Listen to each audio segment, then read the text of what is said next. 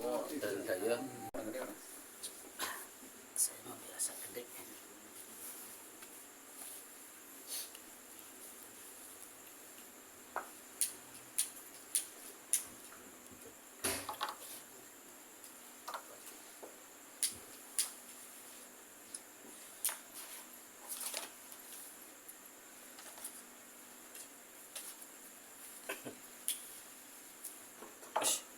Langsung itu sanding nak bergerak mangan deh.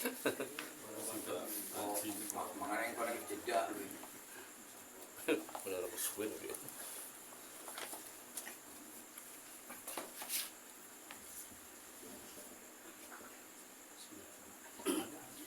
Assalamualaikum warahmatullahi wabarakatuh. Waalaikumsalam warahmatullahi wabarakatuh.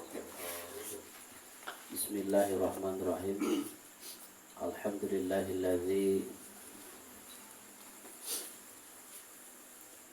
nahmaduhu wa nasta'inuhu wa nastaghfiruh wa na'udzu billahi min shururi anfusina wa min sayyiati a'malina. May yahdihillahu fala mudilla lahu wa may yudlilhu fala hadiya lahu. Asyhadu an la ilaha illallah wa asyhadu anna Muhammadan abduhu wa rasuluh. Wassalatu wassalamu ala sayyidina wa habibina wa syafi'ina wa karimina wa maulana Muhammadin sallallahu alaihi wasallam wa ala alihi wa sahbihi ajma'in. Qala rabbi shrah li sadri wa yassir li amri wa hlul 'uqdatam min lisani yafqahu qawli bi rahmatika ya arhamar rahimin. Amma ba'd. Fa ya ayyuhal hadirun rahimakumullah.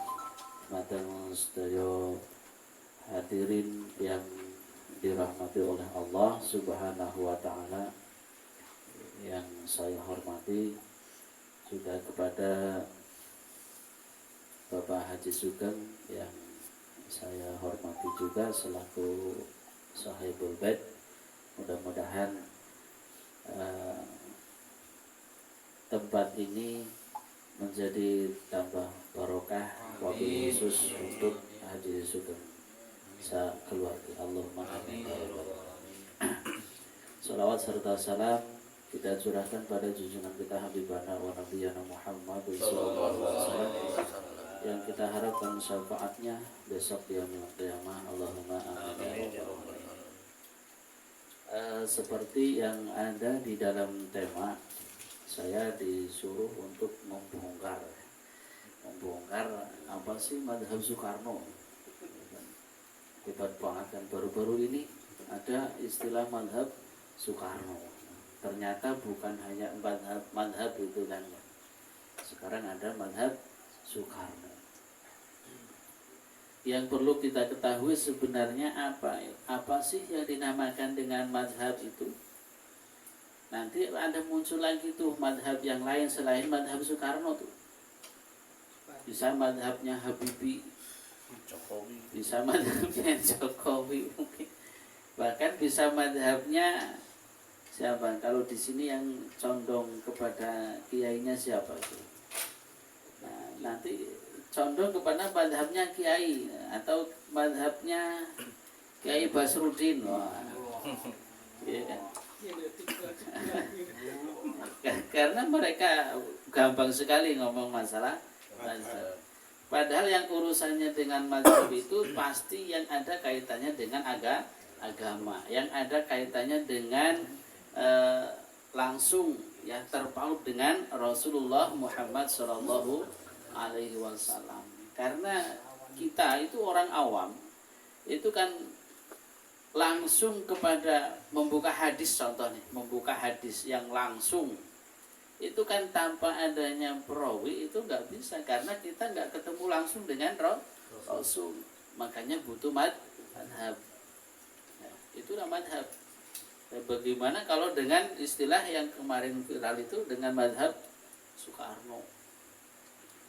Nah, apakah itu terpaut? Ada nggak hadis yang dikeluarkan dari Soekarno? Ada nggak? Nggak ada. diriwayatkan oleh yang nah itu kan sangat rusak sekali nantinya umat Islam kalau seperti itu dibiarkan saja ya. Karena yang namanya hadis itu kan mempunyai ciri khas. Waqala Rasul, waqala itu hadis ya. Diriwayatkan dari siapa? Terakhir itu ada pembahasan tentang perawinya, seperti halnya ada dari Al-Imam atau Broni ya, dari Abu Hurairah, dari yang lainnya. Kita mau memahami tentang hukum satu aja itu harus memahami tentang hadis.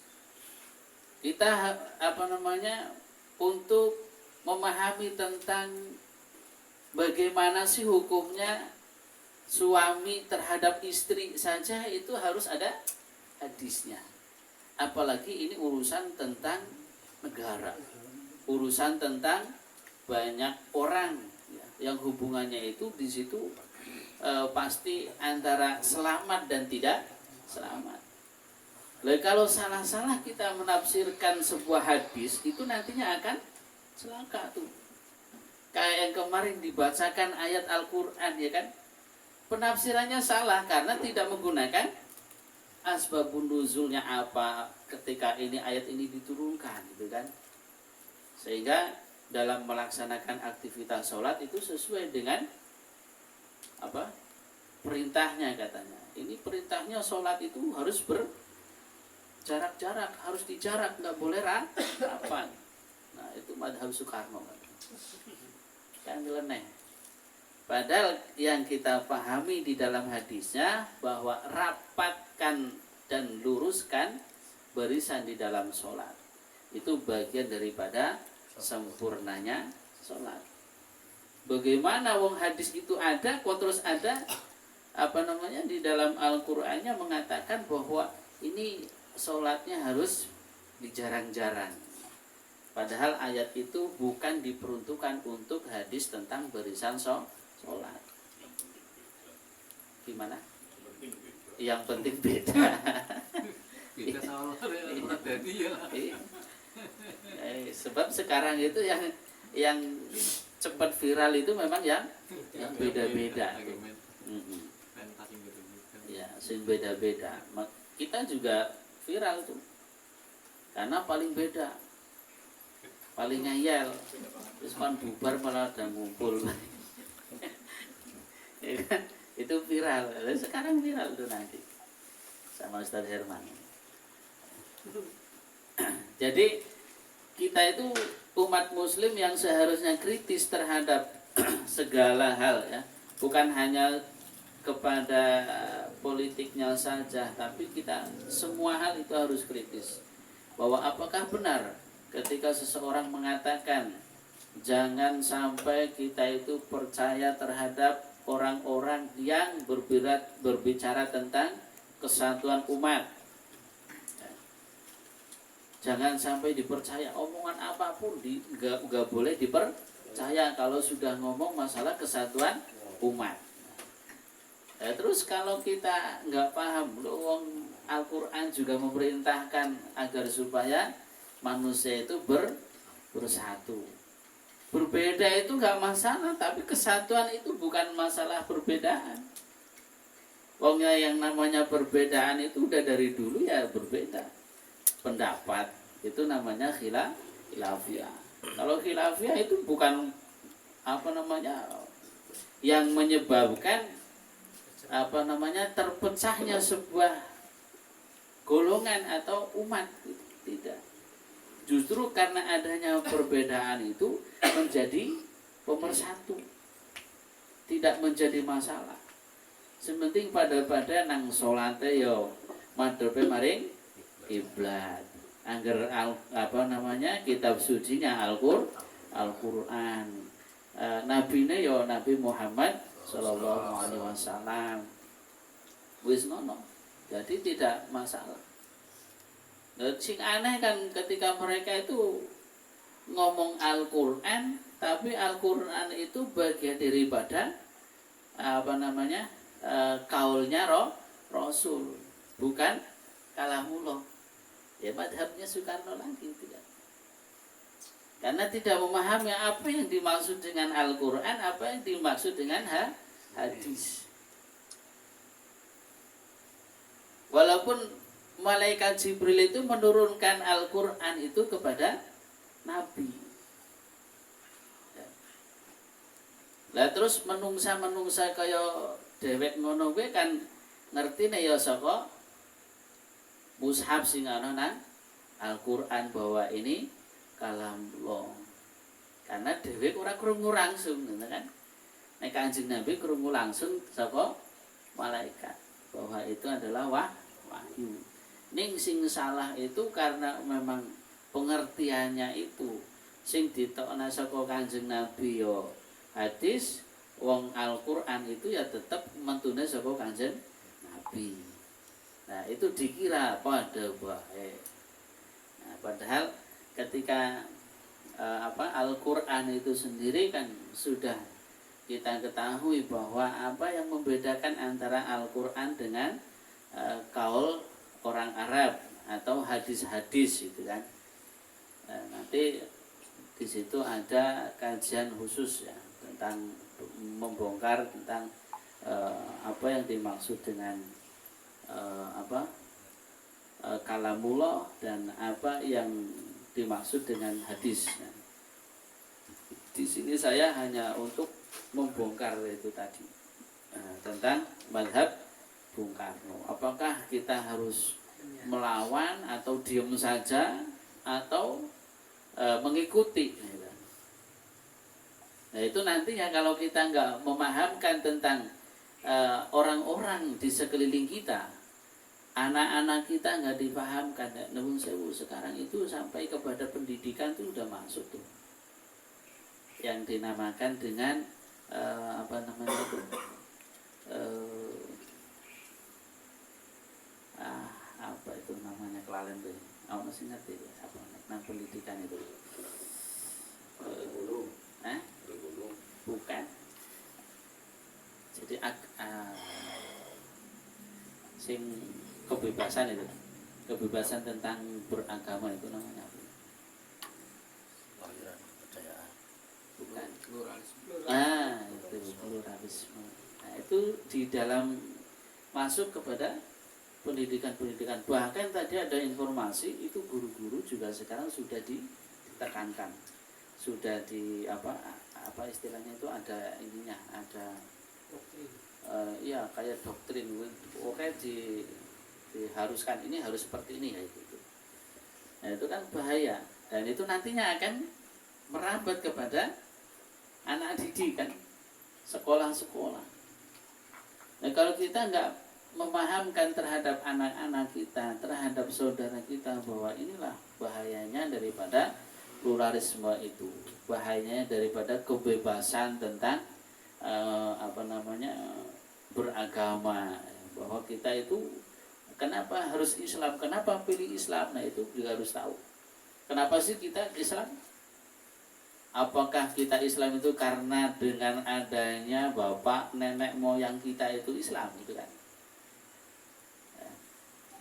Islam itu ya agama yang betul-betul mendapatkan ridho dari Allah dan itu harus diperjuangkan tanpa adanya misal nuwun sewu orang tua kita itu bukan Islam pun sekalipun itu harus diperjuangkan, apalagi yang nenek moyang kakek kita itu Islam, bapak kita Islam, ibu kita Islam, yang bukan Islam juga harus berusaha untuk menemukan Islam agar supaya kita itu menjadi orang yang bersama-sama untuk menolong agama Allah. Nah ini kalau ngomong menolong nanti kan lo emang siapa lo kok ngomong nolong agama Allah? Allah itu nggak butuh pertolongan ya kan, orang komplak kan kayak gitu ngomongnya. Jadi sok ngomongnya sok pengertian. Padahal Allah itu ya betul kalau dibilang nggak butuh dengan pertolongan pada manusia itu ya orang butuh. Cuman saja kan ketika manusia itu ingin mendapatkan pertolongan dari Allah, ya berusaha untuk mencari ridho Allah. Ridho Allah itu adanya salah satunya ketika kita itu menolong agama Allah. Dengan adanya pelecehan-pelecehan yang terjadi sekarang itu seperti halnya tadi yang mengatakan bahwa ada madhab Bung Karno itu merupakan pelecehan, salah satu pelecehan daripada umat Islam. Jadi kalau kita diam aja, dosa apa pahala? Dosa. Minimalnya gelem ngomong nang ngarepe wong, wong sing kaya salah. Gelem ngomong nang ngarepe wong ora kate wong siji, karena ora wani ngomong nang wong akehan ya wong siji diomongi Pak Tri ketemu karo sapa Badire ngomong. Oke, ngerti ora sing lagi viral. Apa sih? Madhab Soekarno cara nikah kepriwe? Ya bener lah, terus diomongi. Ngomong karo PD. Gitu ya diomongi terus. Orang ketang wong siji diomongi kan. Karena itu bagian daripada tugas kita, bukan hanya domblong ya. Karena kayak orang ngerti agama, kayak orang ngerti apa-apa. Biarin saja, kok teli bosen dewek. Enggak. Memang itu merupakan ujian dari Allah Subhanahu wa taala kepada umat sekarang itu yang sedang terjadi. Apakah akan kuat ataukah akan justru mengikuti arus mereka? Ya termasuk ini bukan hanya omongan orang-orang itu saja, tapi dari kalangan-kalangan yang lain itu kalau dikait-kaitkan itu sebenarnya ada persambungan. Yang ngomong tentang ini apa namanya itu jalur nasab, ya kan? Ini nanti dikait-kaitkan dengan ini sampai nasabnya ini. Nah, ini berarti orang hebat nih. Nanti bakteri itu dikaitkan ini kalau disambung-sambungkan itu sampai kepada Raden Fata dan lain sebagainya. Ya. Nanti Raden Fata, oh berarti ini zuriyah tuh. Wah ini Habib. Kok Jawa ini karo Habib. Loh pemaning Pak Eding sing gena-gena keturunan wong Arab. Wong Arab bukan. Iya kan. Wong Arab ku dikait-kait. Wah ki parek banget ki karo wong Kanjeng Nabi. Berarti zuriyah, itu berarti Habib. Terus dari sanjung ketika datang dengan dibacakan tolangan, kan? Ya, datang minyak wangi. Nah itu bahaya lagi, karena kayak zuriyah itu zaman sekarang itu bisa dimainkan. Ya, sok-sok ngerti bener-bener kayak bener-bener Habib kan. Padahal kita itu kepada Habib ya harus apa namanya itu istilah wong Jawa itu tawadu, kita itu menghormat ta'ziman, memuliakan, karena memuliakan zuriyah itu bagian daripada memuliakan kanjeng Nabi. Sing penting zuriyah sing sesuai karo tindak tanduk laku lambai kanjeng Nabi, sesuai karo hadisnya itu. Kalau tidak sesuai ya kita tegur, ora sesuai kok dinau baik. Karena Habib mabok-mabokan misal. Dulu saya itu waktu di pesantren. Nah, ini cerita sedikit tentang pesantren. Dulu saya waktu di pesantren itu pernah mendapati hal itu. Habib itu ngakunya Habib ngakunya. Saya itu Habib Ali katanya. Datang ke pesantren, itu bawa minuman. Luar biasa, Bu. Nah, dia bilang di pesantren, oh saya jangan lihat jenengan itu saya minuman beralkohol katanya. Tapi apa yang jenengan lihat itu ketika saya minum, itu minumannya itu masuknya ke segara katanya itu. Jadi di dalam tubuh dia itu segara. Loh, kalau segara dibuluki alkohol hanya cuman sebotol, ya nggak ngapa-ngapain gitu. Nah itu yang sekarang itu banyak terjadi, hal-hal yang tidak logis ya, secara akal tidak ketemu dikait-kaitkan. Ben ngomongnya itu percaya.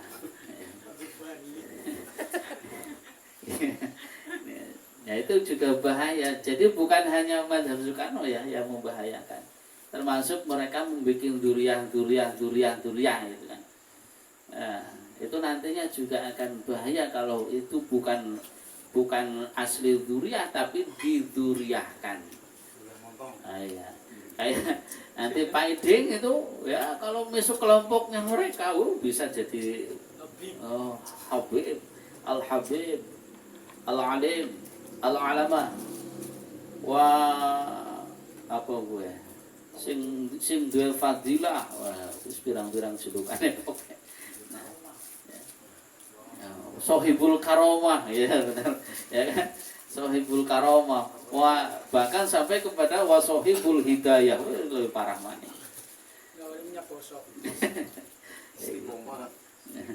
Jadi kita harus betul-betul hati-hati dalam kondisi yang menjelang ujung daripada kehidupan ini yang mungkin semakin lama itu hitungan hari itu bukan semakin baik tapi semakin hancur karena memang dibikin hancur itu.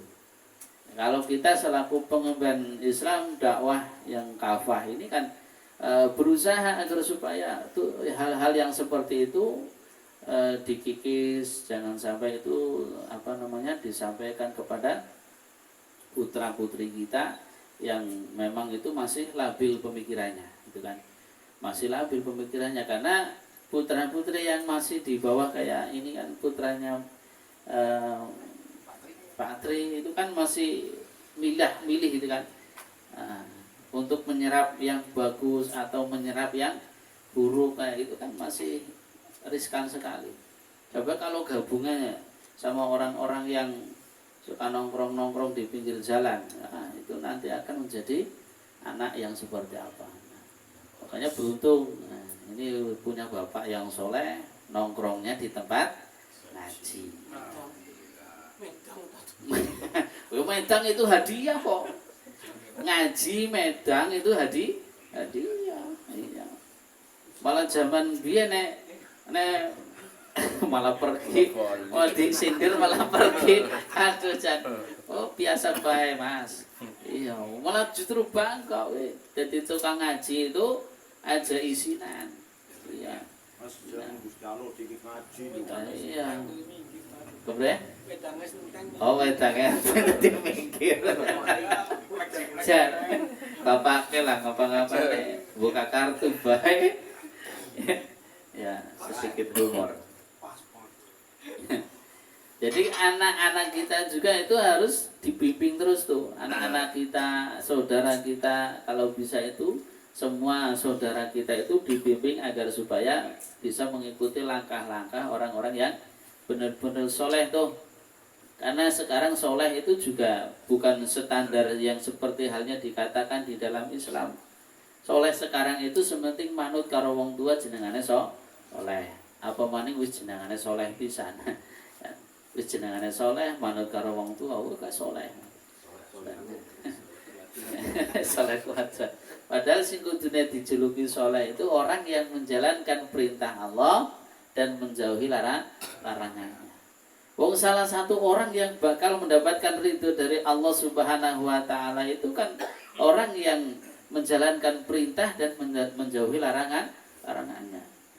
Itu yang nantinya di dalam Al-Qur'an disebutkan irji'i ila rabbiki radiyatan mardiyah fadkhuli fi ibadi wadkhuli jannati.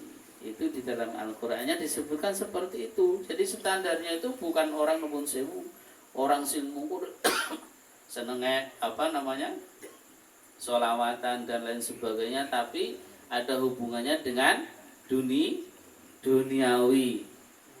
Misal contoh kayak gini ya, jenengan sholat harapannya untuk bisa jadi wong sugih kaya raya. Jenengan sholawatan ben rezekine ngalir kaya banyu dan sebagainya. Nah itu banyak hal ya. Itu justru Rasul itu sangat benci dengan orang-orang yang melakukan dikiranya ibadah tapi malah justru menambah dosa. Kayak gitu. Itu benci sekali.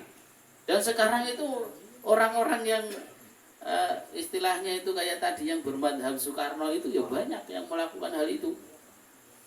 Ya. Semua itu diukur dengan dunia, materi. Kita sekolah gitu kan, pendidikan, baik itu agama ataupun yang bukan agama, nanti ukurannya adalah materi. Kepriwe sih angger dewek sekolah nang pondok nanti setelah keluar itu menjadi apa? Ukurannya itu. Jadi kalau dosen nanti berarti ngajar langsung di situ terus mendapatkan apa? Duit, materi, cuan. Mendapatkan duit ya. Padahal kalau di dalam Islam itu tidak. Kita mencari ilmu ya murni karena perintah, bukan karena duit. Nah, sekarang itu orang mencari ilmu rata-rata harapannya itu nanti setelah selesai mencari ilmu tersebut itu bisa mendapatkan duit. Gini apa mboten? Sekolah perawat, jadi perawat. Nek jenengan niku duwe anak niku kados ngaten apa mboten? Ngaten. Berarti pada baik lah. Padahal yang di situ diperintahkan oleh Allah Subhanahu wa taala dan oleh Rasulnya itu agar supaya mencari ilmu dunia dan ilmu akhirat. Ya, karena perintahnya apa? Man arada dunya fa alaihi bil ilmi faqad aradal akhirah fa alaihi bil ilmi. Dunia harus dengan ilmu, akhirat juga harus dengan ilmu. Nah, tanpa adanya ilmu, ilmu kebablasan tidak sesuai dengan syariatnya, ya jadinya seperti itu banyak sekali. Orang yang mengatakan bahwa ini Al-Quran tidak sesuai ayatnya, maka diganti dan lain sebagainya. Karena saya profesor dan insinyur, profesor yang koplak gitu, bisa mengganti Al-Quran. Wong hadis diganti ora oleh pemaning Al-Quran. Nek ana sing waqala Rasul, maka harus sami'na wa ata'na. Lha apa maning Al-Quran? Lha nek waqala Soekarno lah itu tidak. Nek waqala Soekarno ora kudu. Tapi nek waqala Rasul itu harus sami'na wa ata'na. Ketika Rasul itu memerintahkan kepada manusia pada saat itu agar supaya menjauhi minum-minuman yang memabukkan, ya kan? Karena awalnya itu kan belum sampai kepada haram. Hanya jauhi ketika kamu itu mau sholat. Kontido aja minum kalau mau sholat. Pertamanya kan seperti itu. Lalu para sahabat dan para pengikutnya itu kan mengikuti itu. Oh, seperti itu. Setelah turun ayat haram, maka seringan apapun yang dilakukan oleh kaumnya, oleh sahabat dan para pengikutnya itu kan terus tidak boleh. Ya Rasul ki ukur ngenteng nang tok lah. Ngenteng nang ki sing ana, ora nek wis enteng, duwite takwaken maring umat. Arep bangun, arep apa terserah gitu kan. Kata Rasul tidak, ya wis. Ora jere umpet-umpetan. Wah, mending si umpet-umpetan didol bae maneh-maneh gitu. Nek jaman seniki kan kata sing kados ngaten nggih. Wis gena-gena terang-terangan itu enggak boleh. Kata Rasul dan kata Allah itu enggak boleh. Aja padha kaya gue nek pengen mendapatkan ridhone Allah, tapi yo ditentang. Kon aja pada nganggo hukume wong nek pengen ulih ridhone Gusti Allah, tapi yo tetap ditentang. Malah hukume Allah dianggap ora sesuai. Ya. Padahal itu terang-terangan itu. Allah sudah mengatakan di dalam Al-Quran, jikalau ada satu saja orang yang tidak percaya dengan ayat Allah, maka hukumnya apa? Seru. Hukumnya apa? Satu trok orang percaya kalau ayatnya Gusti Allah, hukumnya apa? Kafir. Seru-seru. Apa? Kafir. Siji trok kowe. Lha umane kok pirang-pirang ayat sing ora dipercaya. Ini salah satu daripada pengkelaburan ayat-ayat Allah Subhanahu wa taala, yaitu dengan cara-cara yang seperti itu. Ada madhab-madhab yang lain dikatakan ini benar-benar bukan karena kemauan itu sendiri, tapi karena ada program. Nah, kalau kita enggak merapatkan diri, mendapatkan barisan dengan orang-orang yang soleh, yang ingin menjalankan Al-Quran secara kafah seutuhnya, ya pasti itu akan terdampar gitu kan dengan mereka tuh. Misal kayak sing wis tak kenal kan Kang Basrudin lah gitu. Kang Basrudin, Ustaz, aku ngasuh kayaknya kurang lanjut loh, kurang ngaji, ampun, rakuman, panas, ya, wis langsung lupain lah wis, kayaknya nek dilanjutnya nyong malah belum sutris kayak, oh anak pokoknya ya, anak jenengan sutrisno ya, nunggu sebu, orang niat nyanggung, stres ya. Nah stres ki nek nang wong wetan sutris. Ya enggak, dan nang daerah wetan kan nek stres itu ngomongnya apa? Sutris kan. Enggak. Ya gitu. Nah itu kalau sudah ada intrik-intrik ke hal-hal yang seperti itu, berarti itu menandakan bahwa di dalam pemikirannya itu sudah terkontaminasi dengan keburukan tuh. Iya, udah kurang pelorot dok, bisa sampai hilang tuh imannya.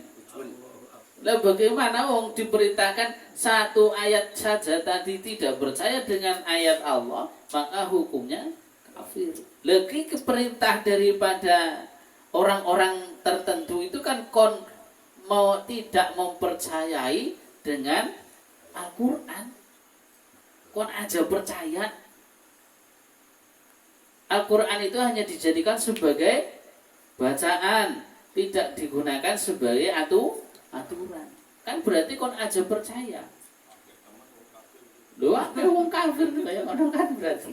Kok berarti wong kayak kelompok kayak sok ngafir-ngafir kayak wong. Ya. Kok dalile mentu mangkola kafara bi muslimin fahuwa kafirun. Sapa wong sing mung kafir-kafir kan wong muslim, maka wong kuwe kafir. Wah. Iya. Padahal sing disebut dengan muslim di situ yang seperti apa Tuhan? Ya kan? Kan Allah sudah mengatakan di dalam Al-Qur'annya tadi, ketika satu saja tidak percaya, maka dia itu wong pirang-pirang sing ora dipercayai wong ora disebut nama muslim bae kepriwe? Muslim kang ndi kuwe? Kang Hongkong. Ya. Jadi disebutkan tadi di dalam mangkola kafaro bi muslimin bahwa kafirun itu muslim sing bener sing kepriwe. Muslim sing bener itu muslim yang betul-betul taat kepada Allah dan Rasulnya. Wong perintahnya atiullah ya ayyuhalladzina amanu, khusus wong iman. Sing ora iman sih bodoh. Kan khusus wong sing iman, nek sing ora iman sih bodoh. Arep percaya karo madhab anu ya ngono, ora ya ngono wong ora iman. Kan khusus ini diperintahkan kepada orang-orang yang beriman. Ya ayyuhalladzina amanu atiullah, percaya kudu percaya taat kepada Allah, percaya bahwa Al-Qur'an itu benar-benar dari Allah Subhanahu wa taala. Wa atiur rasul, ora kur percaya karo Allah tok tapi kudu taat karo kanjeng Nabi. Kowe komplit. Aku tahu ora nganggo nabi-nabian. Wis sementing nyong karo Gusti Allah bae. Wong ibadah kowe kan ora kudu jengkelat-jengkelit. Aku ngibadah cukup kemutan karo Gusti Allah, kowe wis ngibadah. Kathah sing kados niku was ngene iki. Kowe wis luwih-luwih kok kafir. Wong ngibadahe ora genah. Apa maning sing ana bahasane wis sing penting bayar karo aku, masuk tak jamin mlebu surga. Wonten boten sing kados niku? Wonten genah-genah. Berarti kan mempertandakan bahwa dunia ini baik-baik saja apa hancur? Hancur. Wis dengan madhab ngawur karo apa jenenge kowe pola pikirnya juga hancur. Maka dunia ini dipastikan bukan baik-baik saja. Lah bagaimana Allah itu akan menurunkan barokah minas sama'i wal ardh? Arep priwe? Wong kena duniane wis hancur, jenengan kon berjuang menang baik. Menang baik. Wedi dijak kiai anu bocah, ngene ngejak kiai anu dan anu kok ya ribet priwe lah. Kang Lupan penggaweane kuwi.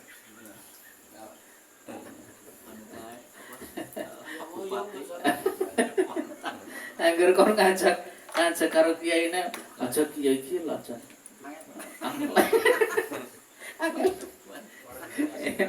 Ya, Kang Wawan jere dengan kemuhammadiyahane kon ngajak wong-wong Muhammad. Oh, jan angel banget kok. Ya. Terus menang bayar gelem berusaha, tidak ada kelanjutan. Kepriwe dengan ini susah terus jalan. Ya.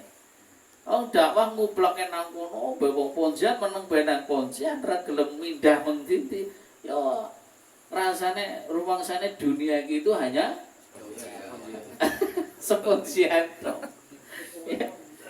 Padahal dakwah gue nek jenengan itu jalan-jalan ora usah keliling dunia lah.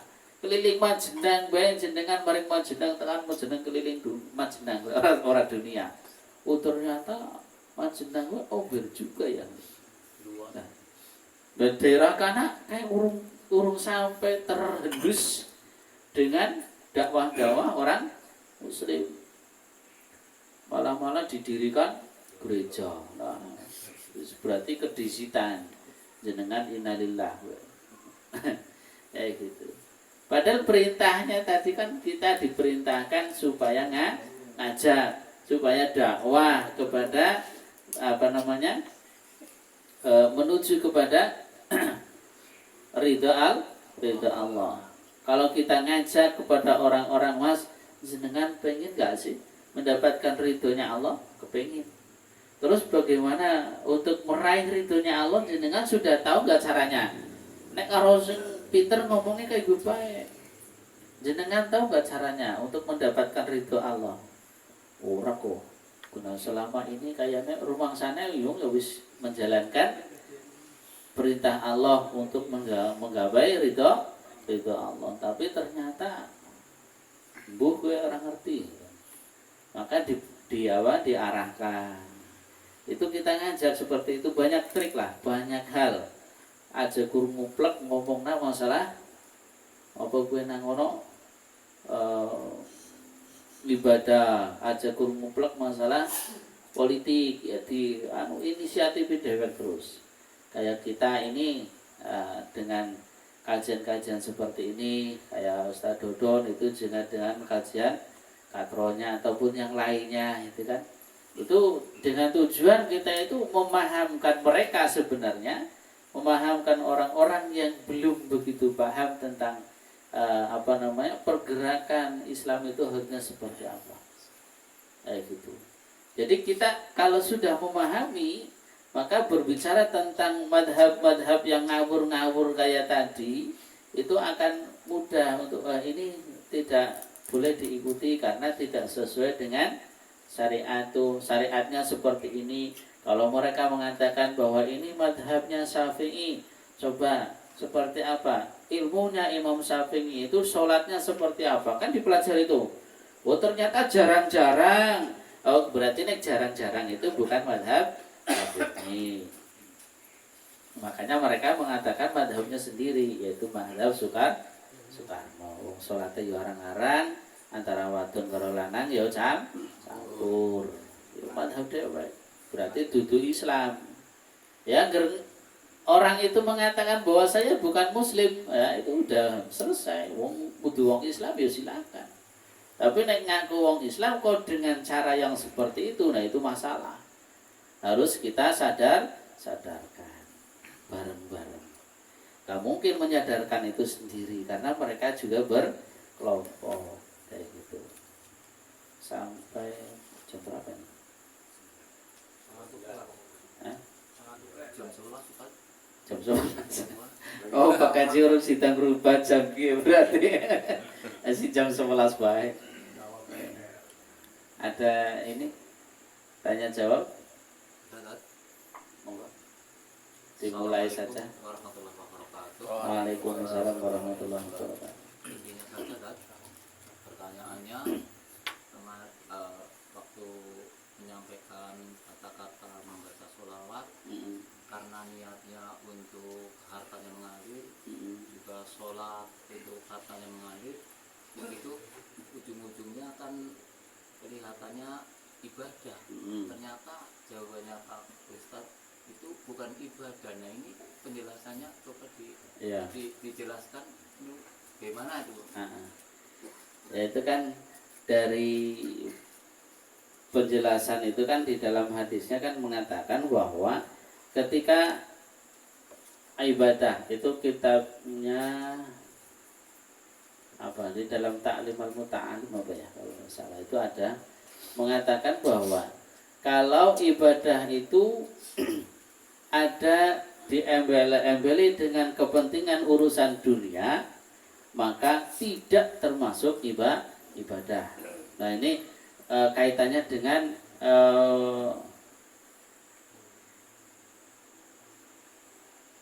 al-alimu mutanasikun au jahilun apa kuadit ya? Nanti kelalen gue. Intinya bahwa ketika orang yang beribadah itu tidak menggunakan ilmu ya, maka akan bahaya.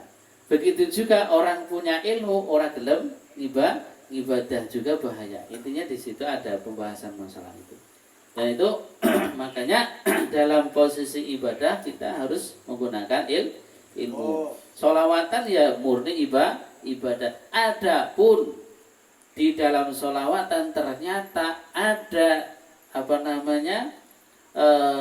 mendapatkan hadiah dari Allah berupa rizki yang mengalir, itu biarkan saja, itu hadiah. Jangan diniatkan. Nawaitu qiraati surati Yasin.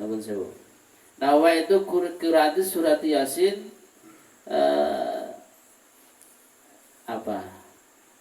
Ignaan ya kan, ben suki.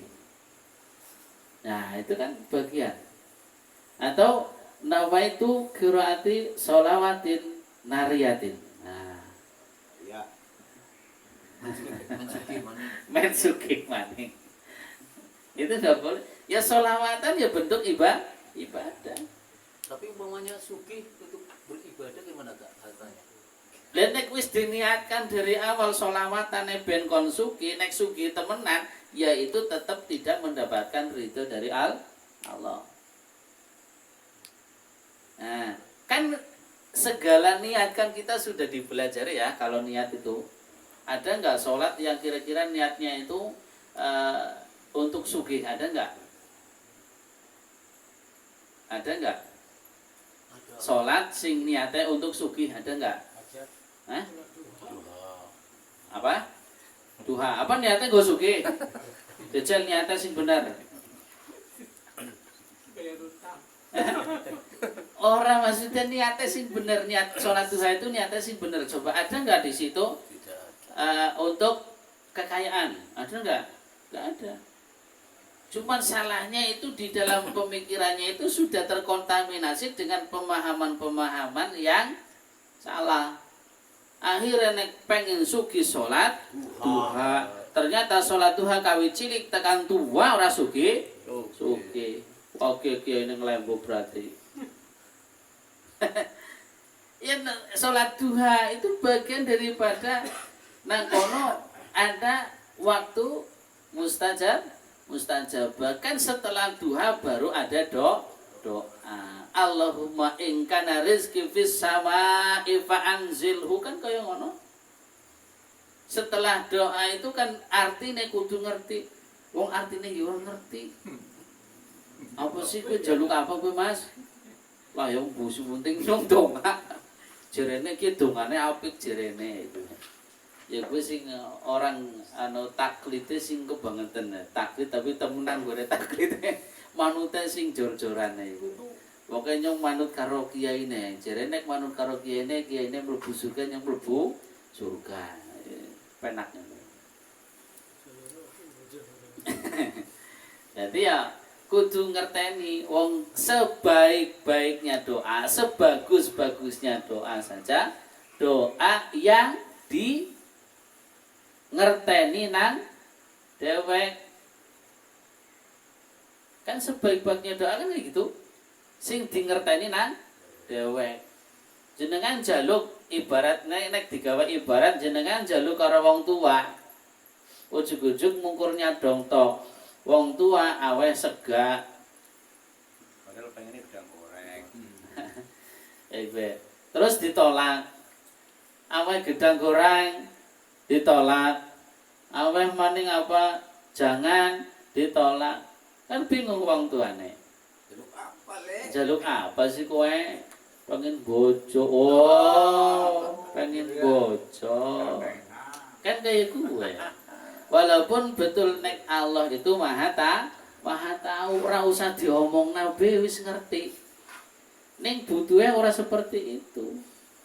Kenapa doa itu di dalam sholat saja ada istilah rukun qauli, ada istilah rukun qalbi.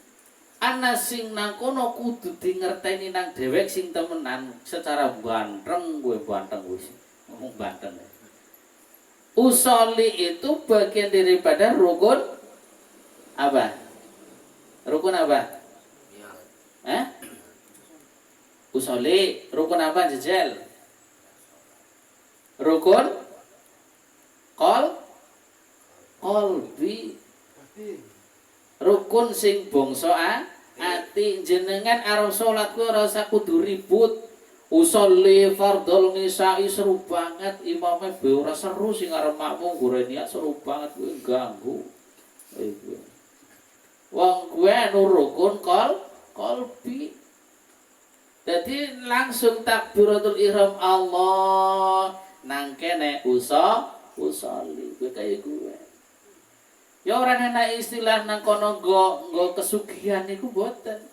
Ya tetep nang kono lillahi ta'ala. Anapun kon jeren jaluk sugih nang jeroning donga. Jenengan jaluk jodoh ya nang jeroning donga. Ora kon dalak apa kuwi salat istikharah ki ben kon dibukakan jodohku di mana sih sebenarnya gitu kan. Padahal wis cutak-cutik nang HP wis ana keton kok. Ki nyong senenge karo piye salat istikharah. Ya mentune ki bae. Nek istikharah kuwi sing urung diketahui atau sebuah pilihan antara satu dengan yang lainnya. Ya aku miliki apa miliki sing apik jane, tunjukkan ya Allah. Oh ternyata dianukna sing ini. Oh berarti mudah-mudahan ini menjadi petunjuk. Kayak gue. Ini mau wis genah nang atine banteng kae aku arep nganu kae tak salat istikharah. Ya mentune gue bae wong wis nang atine ngono. Pilihannya wis ora dadak takon. Adapun ternyata barang dilamponi, wah jebulane wong angel, diature angel. Suwe-suwe kuat 1 tahun, 2 tahun jebule menjadi cerai. Nah, berarti gore istikharah ya ora dadi ya di istikharah bae. Karena gore istikharah wis salah. Mana? Sholawatan iki kados ngaten tadi. Nek sholawatan jenengan gitu tadi pertanyaannya kudu apa namanya? Apa sih mau takon? Tidak boleh ada embel-embel dengan urusan dunia. Sholawatan itu harus murni sholawatan. Allahumma sholli sholatan kamilatan wa sallim salaman taman ala sayyidina ilahirihi. Nah itu harus murni gua ibadah. Karena innallaha wa malaikatahu yusholluna 'alan nabi. Ya ayyuhalladzina amanu shallu 'alaihi wa sallimu taslima. Kan perintahnya kayak gitu. Orang ana sholawatan ngomben kon narik rezeki. Kok akhirnya kaya sing kasus-kasus ngono kae.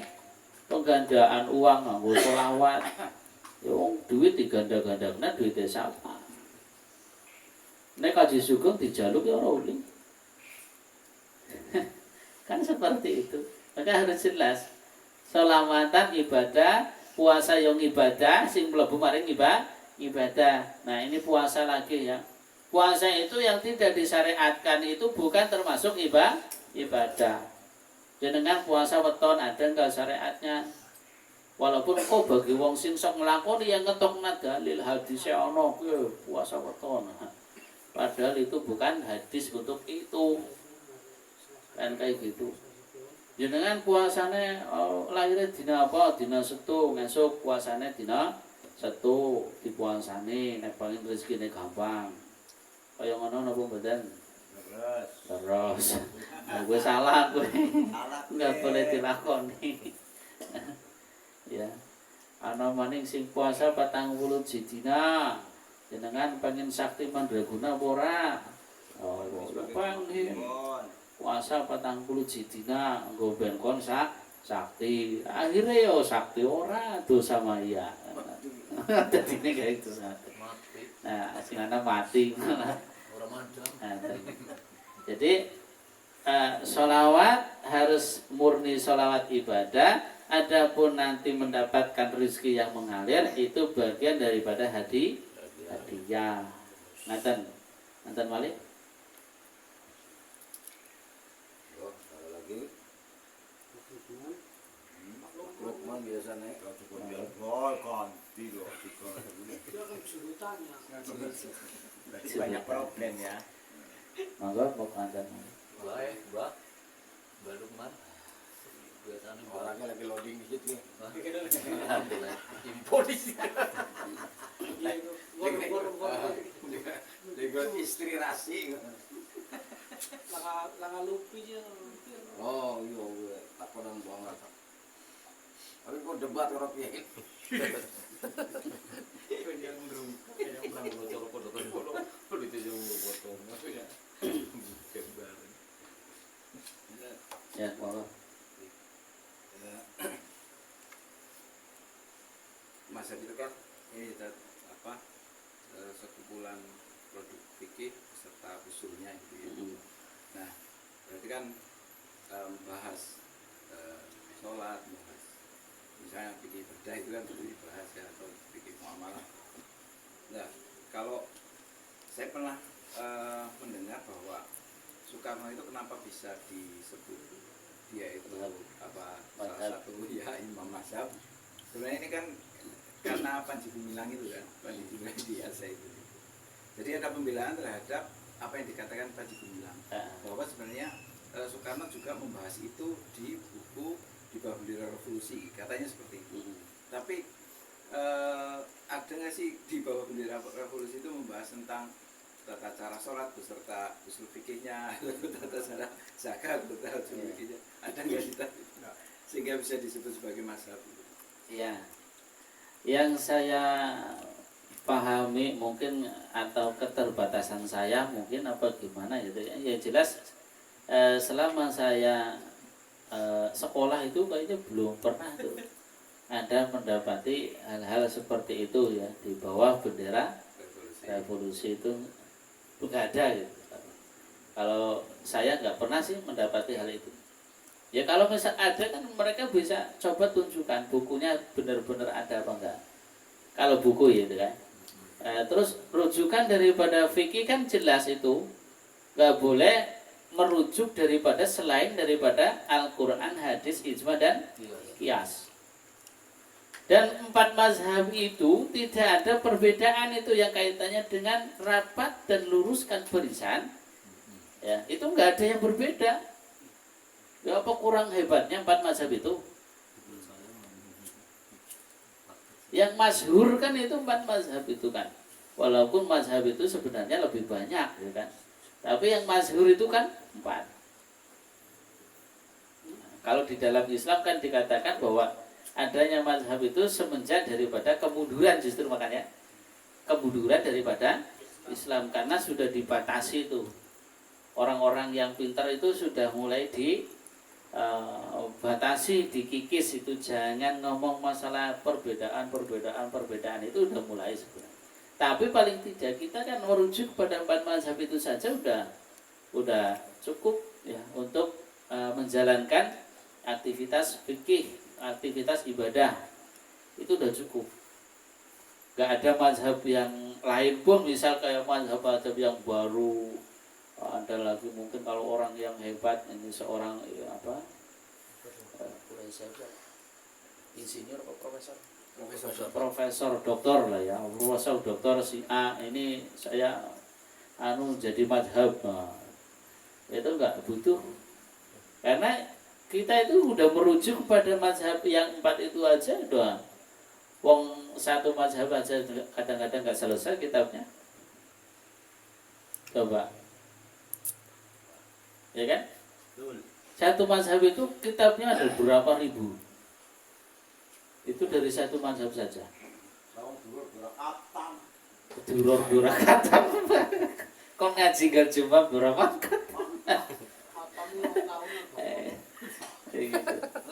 kelasnya Durarul Bahiyah sing nang kono isine ana tauhid ya kan, ana tauhid, ada fikihnya, fikih muamalah, di situ ada duror katam, sapinah malah. Itu satu mazhab saja. Apa mana kon sampai mempelajari 4 mazhab, kita pelajari full ya, benar-benar ngerti runtutannya, ini dari riwayatkan dari ini mazhabnya ini ya, terus kayak gitu. Bisa kayak gue jos, kok maling tambah-tambah mazhab yang lainnya, kan berarti wis di atas kehebatan mungkin. Tapi Allah itu pasti tidak mungkin akan diam.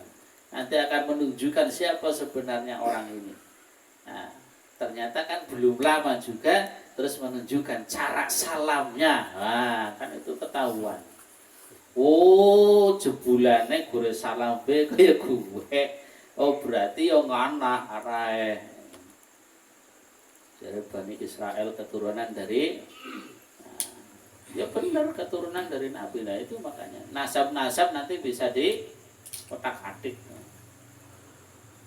kayak gitu. Kalau Soekarno mazhabnya apa itu? Ya kalau daripada cerita ya, kalau cerita orang-orang dahulu kayak Simbah dulu, cerita mbah saya itu ya mazhabnya itu sebenarnya hampir mengarah kepada Muhammadiyah itu sebenarnya. Muhammadiyah mazhabnya apa tadi? Apa sih? Hambali ya? Ya itu.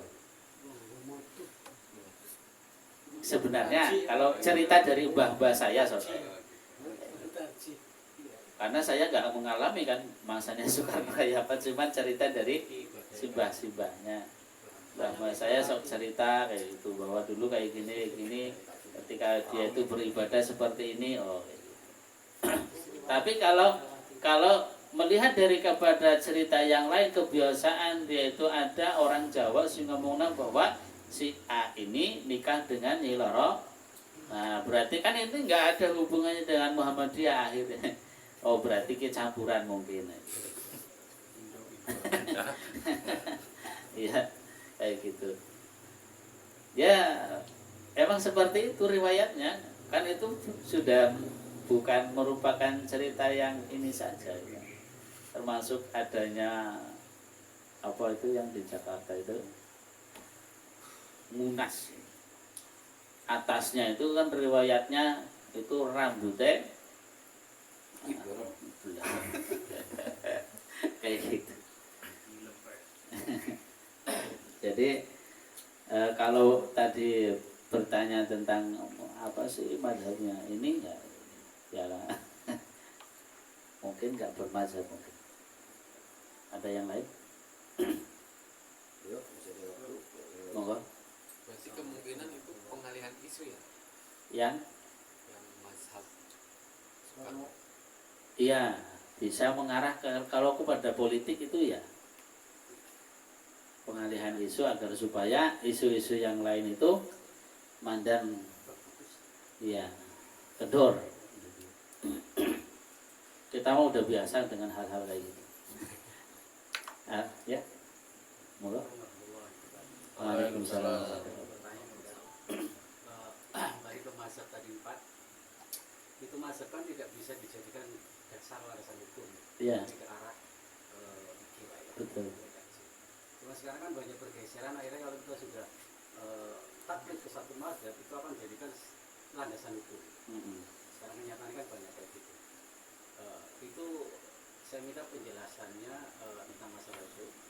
Yang kedua, ini kita udah berniat memakai mazhab, dan ini kan masih banyak yang ini ya, kita harus bermazhab, azimbannya kan masih ada di situ perbedaan lah ya. Ya. Ada istilah di situ.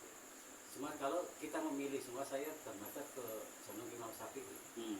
Bolehkah pas lagi kita ibadah, contohnya itu kita mengambil dari mazhab Hambali? Boleh nggak gitu? Atau kalau harus satu mazhab, harus dari situ semua? Ya. Karena banyak rancu sekali. Berarti masih satu ini ya sebenarnya, satu Masih pertanyaan sama, ya. ya. Ya. Kayak gini. Kenapa sih kita harus pilih Syafi'i ya? Itu saja dulu. Kenapa kita harus pilih Syafi'i? Karena kita memahami hukum-hukum yang dianut oleh Imam Syafi'i. Kan kayak gitu. Kalau jenengan pakai Maliki, ya harus tahu bahwa Imam Malik itu referensinya apa saja dan menggunakan kitabnya apa saja. Orang ngukur melu-melu tak buru kayak rubu-rubu gedang ngono. Ngalor melu ngalor itu melu ngadu. Itu enggak boleh. Harus mengetahui itu. Kenapa saya menggunakan mazhab Syafi'i? Karena yang dipelajari di dalam fikihnya saya menggunakan fikihnya mazhab Syafi'i. Terus bagaimana kalau dicampurkan nih antara mazhab Syafi'i dengan yang lain?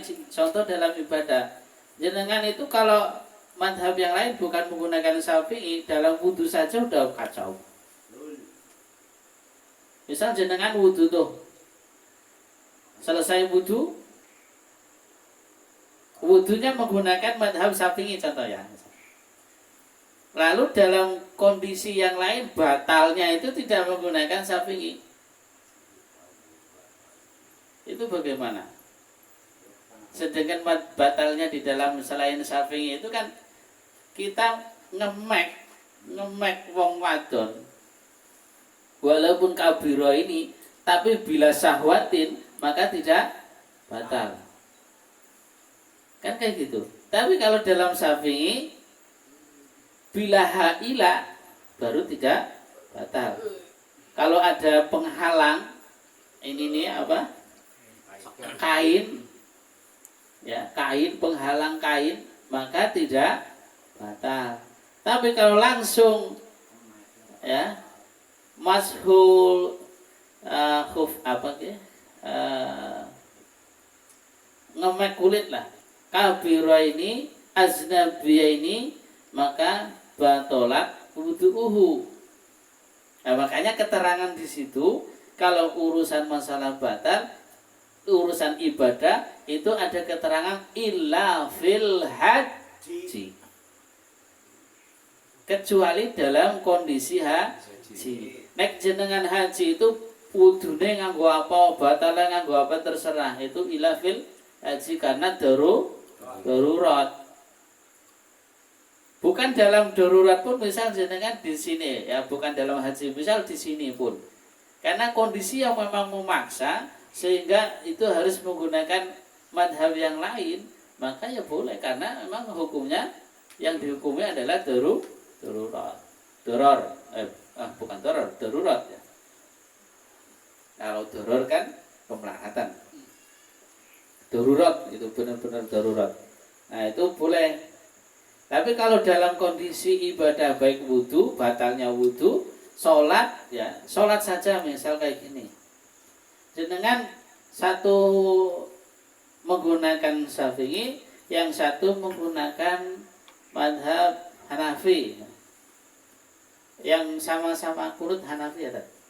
Cuman berbeda ini ya tempat ya. Hanafi kalau nggak salah. Itu Syafi'i kan kunute berruku munggah nembe kunut.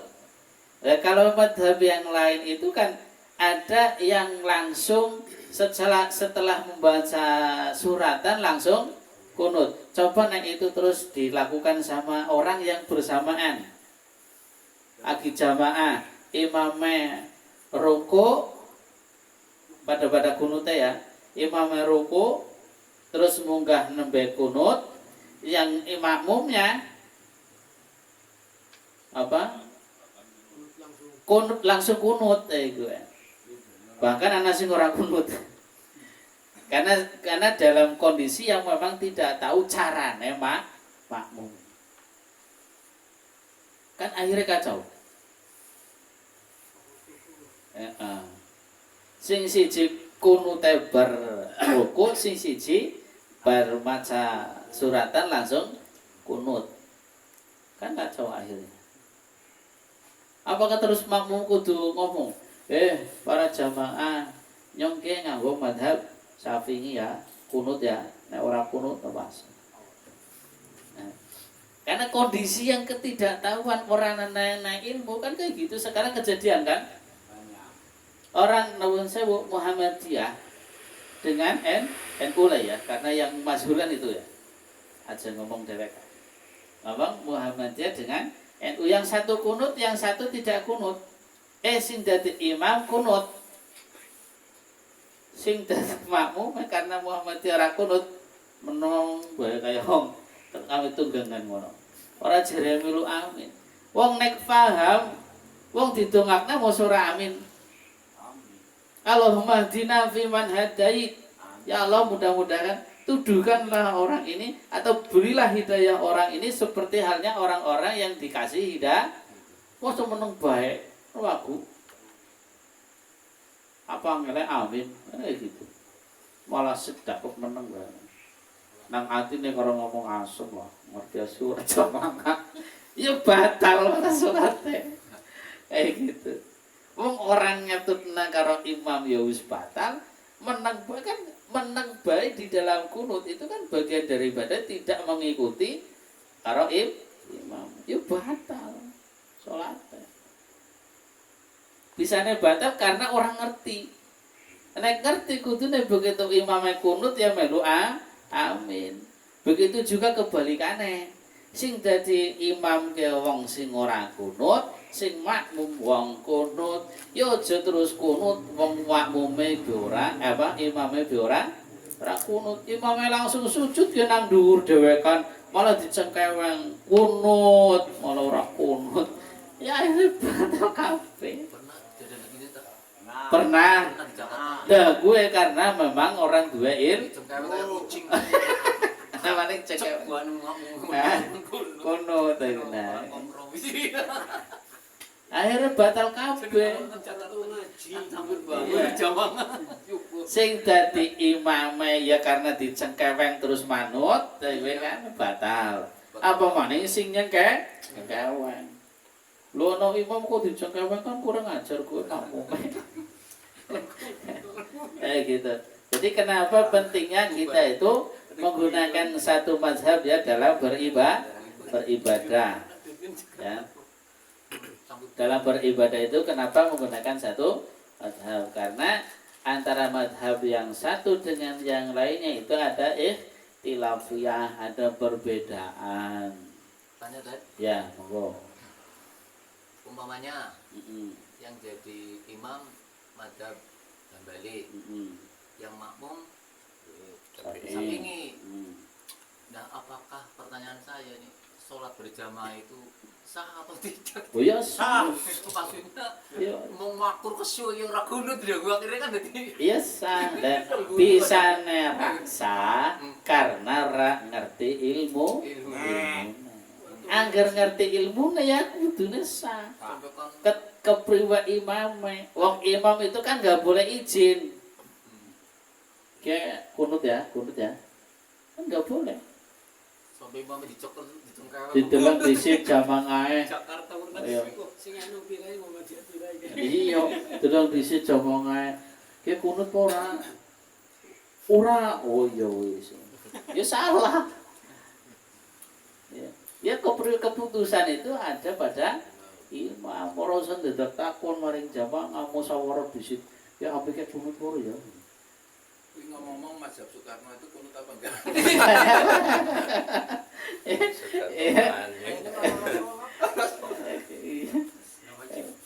Ya ora kunut, ya ora apa maning. Ora sholat, Pak. Ora salat banget.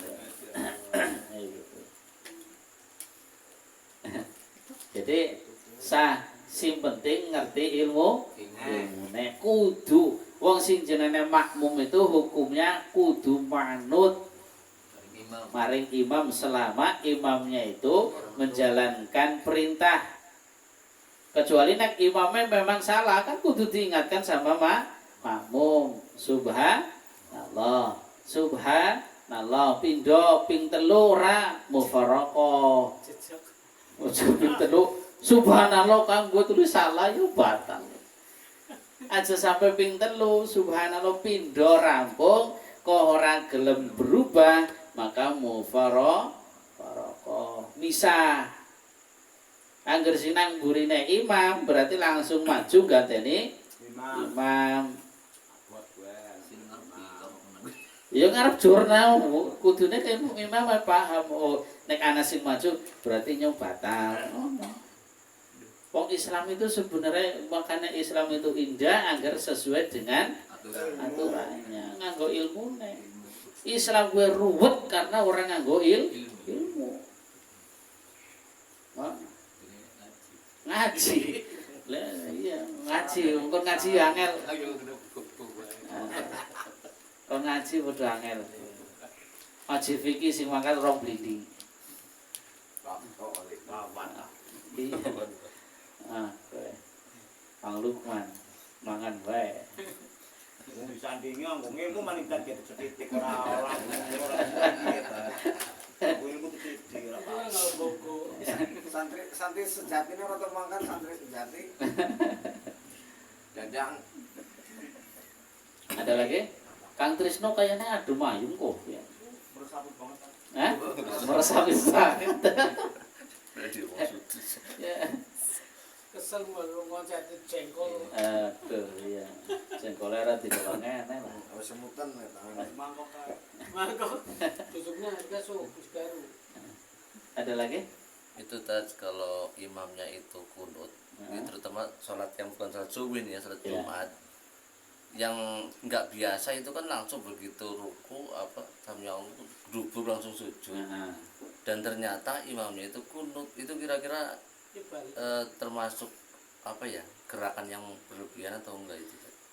kalau sudah terlanjur sampai di bawah gitu ya, itu maka diem duduk seperti halnya iftiros, duduk Dua sujud. di antara dua sujud, bukan duduk tahiyat, duduk iftiros. Kalau sudah terlanjur di bawah gitu ya. Tapi kalau baru mau kayak gini sudah ketahuan imamnya itu kunut, nah, maka harus ikut kunut. Itu baru sampai arep mukul, ternyata kunut munggah langsung. Tapi nek wis kadung nang ngisor, maka lungguh tiros. Aja terus wis nang ngisor, dengar kunut ribut munggah maning, malah batal. Langkah piring. Langkah piring. Ya. Karena wasalah satu harokatin batalat salatuhu. 3 kali obahan. Kadang-kadang wong sing mutawaliatin ya, 3 kali obahan secara terus menerus garu-garu bahasane gue. Apa maning sing salat kok sampai teklu gue wis batal kok salate. Kerap tangan. Angger jenengan aku kan udah madhab Syafi'i Mas ya tokna dalile nang madhab liyane ngono tokna. Kan kudu seperti itu orang ibadah kan. Harus mengerti apa yang dilakukan. Kayak gitu. Jadi kalau udah terlanjur di bawah maka menang lungguh iftiros aja terus munggah. Ketika imam kunut maka diamini dengan posisi tadi duduk, diamini. Jangan tidak amin. Kalau tidak amin ya nanti batal juga sholatnya. Nah, terus ada lagi yang mendapati ayat as-sajdah. Ya. Nah ini kan ayat as-sajdah kan perintah. Wasjud waqtarib kan perintah. Wong diperintah nang Gusti Allah kon sujud malah ora sujud, nah kan aneh. Nah itu biasanya makanya kalau sholat untuk agar tidak terjadi persulaian di situ hindari ayat-ayat as-sajdah. Kalau mau baca surat ayat-ayat yang ada ayat as-sajdahnya itu maka harus ngasih tahu terhadap jamaah. Ketika mendapati ayat-ayat as-sajdah maka kita harus sujud. Jamaahnya kudu dhewe ngerti. Wong jamaah orang ngerti. Imamnya sujud malah jamaahnya kan ngucapna subhanallah. Subhanallah. Subhanallah Pak kowe batal. Wong kudune ruku kok ora langsung sujud kan makmume wong ora ngerti akhirnya kan maca subhanallah. Akhirnya nang gure wis ngerti maneh goreng ngaji. Angger subhanallah ping pindho ora imam ora gelem berubah berarti nang gurune imam kudu maju dadi imam. Wis ngaji kaya gue dan nang gurune imam maju pisan. Langsung ruku. Nah, akhirnya imamnya sing kebladrangan. Nah, karena tadi tidak memberitahu terhadap makmum. Ini dalam kondisi yang ini ya. Kayak gitu. Ada lagi? Semakin wangi semakin hangat. Ada lagi? Oh, kontakon dia dan. Dia dan nyun sewu. Kontakon lagi anaknya gitu. Iki nek masalah fardhu kifayah dan. Nggih. Traweh. Fardhu kifayah traweh maksudnya. Traweh kan fardhu kifayah. Ono dia ana traweh fardhu kifayah. Maksudnya ora Sunah. ya. Sunah muakkad. Ya. Begini tadi. Imamnya wong NU. Heeh. Dilalah kuwi ana wong Muhammadiyah. Melu sembahyang isya terus melu traweh. Terus? Ya wong Muhammadiyah kan berarti ping bodho. Terus balik di soalnya wong NU. Dan sebaliknya tadi. Ya wis. Bagaimana tadi? Masalah ilmu yang dipertanyakan maksudnya kepriwe? Ini kayak balik. Muhammadiyah maksudnya kiye. Itu boleh ora apa sih? Ono arep pimpinan, tetap kaya kaya tinggo ilmune temenan. Terus Gara melu imam wong sapi ya ping semene. Di sini garis sebaliknya tadi. Nyong traweh nang Muhammadiyah. Ya kok dungutoni melu karo Muhammadiyah, Mbok. Nah itu kadang-kadang dipersoalkan itu gimana? Iya karena orang ngaji. Tambahannya nek sholatnya nang luar negeri lah kayak itu lah Muhammadiyah. Karena orang ngaji. Angger sing mempermasalahkan tentang itu jenengan perintah gampang. Ngaji. Ya, ngaji sing bener Mas. Iya. Di TKI. Iya. Angger ngajine wis bener maka tidak mempermasalahkan sholat selama tadi sesuai dengan syariatnya. Arab 8 rakaat yang ono ning yang menjadi masalah nang apa sing 8 rakaat wis surate nganggo sing pendek-pendek. Sedangkan Kanjeng Nabi gue walaupun nganggone setitik pas nganggo sing setitik ayate sing dawa.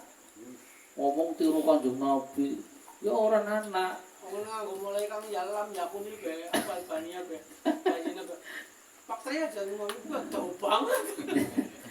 Iya, karena ibadahnya itu bukan didasari dengan keikhlasan. Iya.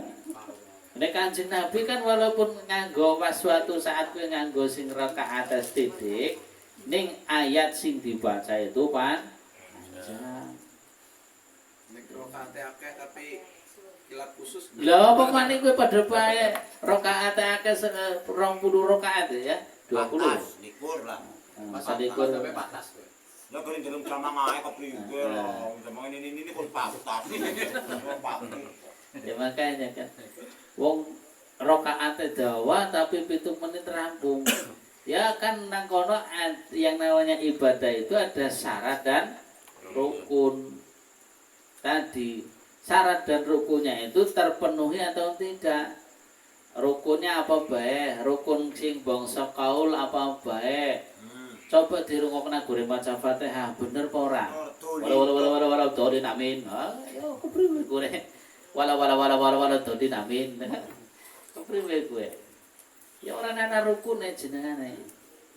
Ada syarat dan rukun. Makanya wong Islam gue agar memenuhi syarat dan rukunnya Islam, maka itu ya pasti sempurna.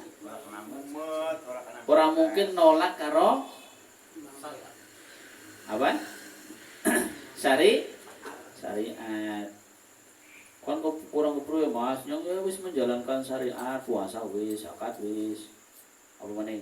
Salat wis, haji dikopang kabeh. Kurang apa meneh? Al-Qur'an sing ora diterapna. Yang masalah syariat itu kan sebenarnya kan urusannya karo Al-Qur'an. Kan Mungkin lebih begini tak. Jadi pertanyaannya Kang Lukman, mungkin lebih gini loh. Tadi kan hukumnya makmum itu mengikuti imam. Kalau semua tadi tarawih jadikan satu maksudnya loh. Yang berbeda itu, terus kan berarti dia mundur atau dia terus kan tidak mengikuti imam loh. Imam masih lanjut, dia mundur, maksudnya itu loh. ya nggak masalah. Kan berarti tidak mengikuti imam. Ya wong yang penting kan sudah selesai sampai salamnya. Yang masalah itu belum sampai salam pulang. Kan dulu, nyongan selikur, dia buat balik beli mau apa? Kan sudah sampai salam, Bok. Ya udah, Salam selesai. Mau naik lagi, ya silakan. Aku harus balik, ya ora apa-apa. harus nambahin selikur, malah kebenaran apa udah ganjaran apa? Oh, gue ngomong ya. Terus waktu semono sembahyang subuh nyong kalau eri, nyong kalau eri tok nggak, nyong kan orang matahari, maju nara baga. Wong batur yang ngerti kayak nulis buku. Orang eri kayak gitu, gitu nah. Kau beli itu kan? Ya betul nah eri nih, kalau pengen sah. Nyong sana ngomong kayak gue, bukan aku takut eri. Terus? Ya mau ngatut nagelan. Ya, masalah men saat ini juga alim makmum pada baik kayak pada pesta tuh Jadi kan memang harus diikuti. jadi orang sah. Alhamdulillah sih mandan cenghar berpikir cerdas. Enggak merubah serat dan Kan berkah Pak Lukman itu. Tapi dari eri nih, lalu orang kepengen. Lebih jet. Ya bang, masalahnya apa? Boleh wong lanang kadang-kadang angel. Oh bencung. Ya. Nah, gue tugasnya. Ya wong loro gue. Iya. Elsek dong ana. Makanya kan tadi sing penting mah dua ilmu jan. Angger dua ilmu wis kepenak ngawal, ora bakalan pada bingung. jadi Ilmu angel yang belum ketemu. Makanya kita itu kan dalam untuk apa memperjuangkan tegaknya syariat itu harus dikumpliti dengan ilmu. Makanya ora ulih menyebarkan syariat nek urung ngaji. Wong ngaji urung mau menyebarkan syariat kepriwe? Kok akhirnya syariat si mana itu? Marketing bank syariat. Makanya ngaji itu salah satu bagian daripada uslub kita agar supaya mendapatkan ilmu tentang syariat. Itu kan ngaji. Tanpa ada yang ngaji serang mungkin uli ilmu itu nggak mungkin dapat. Apalagi sing jenenge itu host, ilmunya host. Di kalangan yang lain nggak mungkin itu dipelajari, wong mereka nolak. Kan kayak gitu. Betul lagi tanya. Tak mungkin. Yo. Ketika sholat membaca Al-Quran yang dibacakan itu tentang wajib waktari. Nah, Ah. bacaan tersebut di luar sholat tak ada tak ketika lagi Baca Quran. khotimul Quran. Ah. Itu gimana kan? Kan Ketika itu membaca wajib waktari. Nah, ini Ah. jamaahnya gimana? Membacanya apa tuh? kan subhanallah walhamdulillah Kita sujud. wala ilaha illallah wallahu akbar wala haula wala quwata illa billahil aliyil azim. Itu kan sujud tilawah, walaupun hanya sebatas dengan bacaan, tapi itu tidak mengurangi ta'ziman wa ikraman. Syukur bisa sampai pada wong anu lagi nang ngarep meja sujud arep kepriwe. Mengajarkan Apa langsung sirahe gue dientuk naring meja, kan enggak mungkin. Makanya ya dengan tidak mengurangi ta'ziman wa ikraman li ayatihi, ya dengan bacaan tadi subhanallah alhamdulillah wala ilaha illallah wallahu akbar. Tuh. Yo ewon dene kono ana kesempatan sing tempatnya api yo dengan sujudnya. seandainya tidak dibacakan seperti itu gimana? Tetap dosa nggak? Ya bagian dari pada orang yang lalai. Wong diperintahkan sujud ra sujud, diperintahkan merek ra merek, kan berarti orang yang lalai, tidak mendengarkan seruan dari Allah, walaupun itu keluarnya itu dari mulut manusia, tapi kan itu dari kalamul seperti itu. Kan orang angel wong maca subhanallah alhamdulillah wala ilaha illallah wallahu akbar, satu mendapatkan pahala, kedua itu mendapatkan pujian dari Allah. Wong pengen dipuji nang Gusti Allah kok. Kan harus ada. Sudah? Ya, dulu pernah saya kedua-duanya pernah praktek seperti itu. Karena urung kan, tapi bahasa lain gimana? Anda kuat? Simpan di sini, simpan. Iya. Saya yang nggak kuat, kata Ustaz Maskur itu. Aku bagian udek ya. Ya. Mungkin di lain kesempatan bisa kita sambung lagi ya dengan hangat-hangat ya, kopi susu dengan hangat-hangatnya jahe merahnya, gitu kan? Ada di pikirannya cerdas kan. Ya, mudah-mudahan tidak mengurangi pahala kita dalam menjalankan aktivitas ngaji ini. Ya, harapannya bukan karena minuman, bukan karena pacitan, tapi betul karena ingin mendapatkan tambahan ilmu. Makanya di dalam doanya sedikit raditu billahi rabba wa bil islami dina wa bi muhammadin nabiyya wa rasulah rabbi zidni ilma warzuqni fahma. Itu saja dari saya. Sekian. Assalamualaikum warahmatullahi wabarakatuh. Waalaikumsalam.